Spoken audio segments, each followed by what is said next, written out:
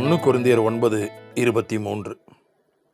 சுவிசேஷத்தில் நான் உடன் பங்காளியாகும்படிக்கு அது நிமித்தமே இப்படி செய்கிறேன். சுவிசேஷத்தில் நான் சுவிசேஷத்துக்கு ஊழியக்காரன் அப்படின்னு சில இடங்களில் பவுல் சொல்கிறான். ஆனால் இங்கே சொல்கிறான், நான் சுவிசேஷத்திற்கு உடன் பங்காளி ஆகும்படி. நான் 2வது மைல் போகிறேன். தேவைக்கும் அதிகமாக, அதாவது இவ்வளோ செஞ்சால் போதும் என்கிறதற்கும் அதிகமாக ஒருபடி மேலே போய் அதிகமாக வருத்தி அல்லது தியாகம் பண்ணி சுவிசேஷத்திற்காக பாடுபடுறேன். ஏனென்றால் நான் அதற்கு உடன் பங்காளி ஆக விரும்புகிறேன். என்றைக்கும் பார்ட்னருக்கும் வேலை செய்கிறவங்களுக்கு வித்தியாசம் இருக்குது. வேலை செய்கிறவங்க இந்த 8 மணி நேரம்னா 8 மணி நேரம் வேலை செய்வாங்க. ஓவர் டைம் இருந்தால் வேணால் செய்வாங்க. தன்னுடைய வேலை என்னவோ அதை தான் செய்வாங்க. ஆனால் ஒரு பார்ட்னர் அப்படி இல்லை. ஏன்னா ஒரு பங்குதாரர், அவர் என்ன பண்ணுவார்னா, அவர் நேரங்காலம் பார்க்க மாட்டார். இது மட்டும்தான் என் வேலை, மற்றதை செய்ய மாட்டேன்னு நினைக்க மாட்டார். மற்ற வேலைகள் தேவைப்பட்டால் மற்ற வேலைகளையும் செய்வார். ஏன்னா அவருக்கு பங்கு உண்டு, லாபத்துலேயும் பங்கு உண்டு, நஷ்டத்துலேயும் பங்கு உண்டு. ஆனால் ஒரு வேலைக்காரங்க, வேலை செய்கிறவங்க, அவங்களுக்கு சம்பளம் தான். எவ்வளோ லாபம் வந்தாலும் அந்த சம்பளம் தான். வேணால் போனஸ் தருவாங்க, ஊக்கத்தொகை ஏதாவது கொடுப்பாங்க, அவ்வளோதான். பங்கு கொடுக்க மாட்டாங்க. பவுல் சொல்கிறான், நான் வேலை செய்கிறவன் மட்டும் இல்லை, நான் பங்குதாரர், காஸ்பல் பார்ட்னர் என்கிற சொற்றொடர் நல்ல ஒரு சொற்றொடர். நான் சுவிசேஷத்தில் உடன் பங்காளி. சுவிசேஷத்தினுடைய உரிமையாளர் கர்த்தர் தான். ஆனால் நான் அவரோட கூட நானும் ஒரு உடன் பங்காளியாக இருக்கேன், ஒரு பார்ட்னராக இருக்கிறேன். அதனால தான் சுவிசேஷத்துக்காக நேரம் காலம் பார்க்காம, இதை செய்யணும் இதை செய்யக்கூடாது, இதுதான் என் எல்லைன்னு பார்க்காம, எல்லையை தாண்டியும் நான் வேலை செய்கிறேன் அப்படின்னு சொல்கிறான். அதனால் ஆண்டவருடைய வேலையை செஞ்சால் போதும், அவருடைய ஊழியக்காரனாக இருந்தால் போதுன்றது அது ஒரு நிலப்பாடு இல்லை. நான் அவரோட பங்காளி ஆகணும், உடன் பங்குதாரர் ஆகணும் அப்படின்றது இன்னும் உன்னதமான ஒரு நிலைப்பாடு. யோவான் 13:8-10 இயேசு அழகாக சொன்னார். பேதுரு அவரை நோக்கி, நீர் ஒரு காலும் என் கால்களை கழுவப்படாது என்றான். இயேசு அவனுக்கு பிரதியுத்தரமாக, நான் உன்னை கழுவாவிட்டால் என்னிடத்தில் உனக்கு பங்கில்லை என்றார். 10. இயேசு அவனை நோக்கி, முழுகினவன் தன் கால்களை மாத்திரம் கழுவ வேண்டியதாக இருக்கும், மற்றபடி அவன் முழுவதும் சுத்தமாக இருக்கிறான். நீங்களும் சுத்தமாக இருக்கிறீர்கள், ஆகிலும் எல்லாரும் அல்ல. இயேசு சீடருடைய கால்களை கழுவினது பிரபலமான ஒரு விஷயம். அப்போ பேதுரு சொல்கிறான், என் காலை நீங்கள் கழுவக்கூடாதுன்றான். ஆண்டவர் சொல்கிறாரு, நான் உன்னை கழுவாவிட்டால் என்னிடத்தில் உனக்கு பங்கு இல்லை அப்படின்னு சொல்கிறார்.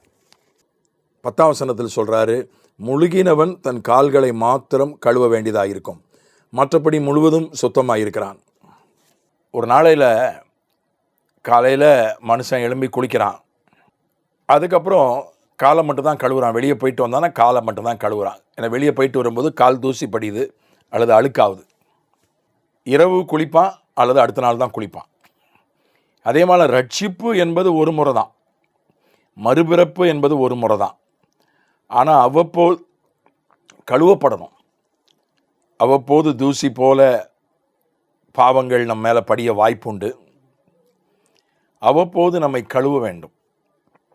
எப்போதெல்லாம் நம் மீது தூசி போல பாவம் படிக்கிறதோ அப்போதெல்லாம் நம்மை கழுவிக்கொள்ள வேண்டும். வசனத்தால், ஆவியால், இயேசுவின் இரத்தத்தால், ஆண்டவருடைய நாமத்தால் நம்மை கழுவிக்கொள்ள வேண்டும். இல்லை, நான் ரட்சிக்கப்பட்டுட்டேன் போதும், மனம் திரும்பிட்டேன் போதும் என்று இருப்பது அது போதாது. ஆண்டவருடைய பங்குதாரராக இருக்க வேண்டுமானால், என்னிடத்தில் உனக்கு பங்கில்லை. ஆண்டவர் பேதுருவை தன்னுடைய பங்குதாரராக தான் பார்த்தார். வேலைக்காரனா, ஊழியக்காரனா மட்டும் பார்க்கல, வெறும் ஊழியக்காரனா மட்டும் பார்க்கல, பங்குதாரரா, பார்ட்னராக பார்த்தார். பேதுருவை. இதுதான் ஆண்டவருடைய பார்வைக்கும் மனிதனுடைய பார்வைக்கும் உள்ள வித்தியாசம்.